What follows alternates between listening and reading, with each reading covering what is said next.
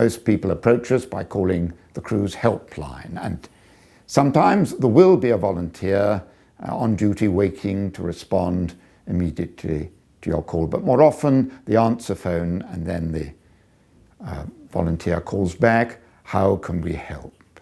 The message that the volunteer hopes to communicate to the caller is that in their grief, despite the overwhelming nature of their distress, the loss, the despair, the hopelessness, it's what bereaving is like.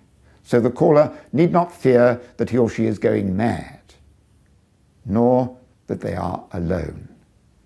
And very often we carry this support further by visiting people, by meeting them face to face and one to one, frequently in their own homes. But also, if that's not convenient, we have other venues, doctors, surgeries, community centres, the new Open Minds venue in the centre of Grimsby. We do it one-to-one, as I say, very often, but also, and perhaps more effectively, by supporting them in groups.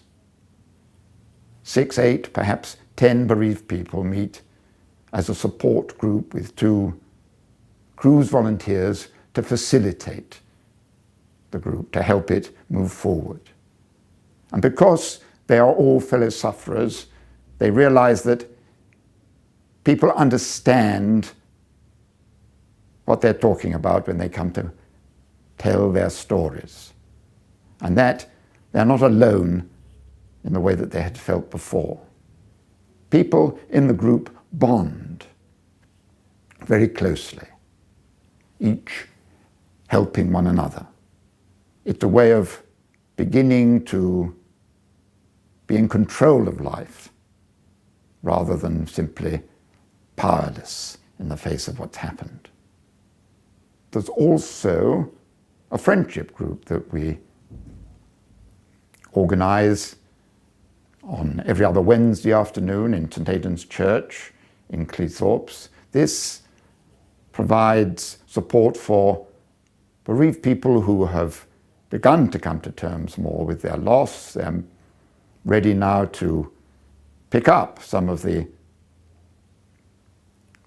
social life that they once enjoyed, and they meet fortnightly over a cup of coffee or tea, biscuits to chat, sometimes going out together as a group for lunch, or a trip to Bridlington, or to the pantomime at Christmas.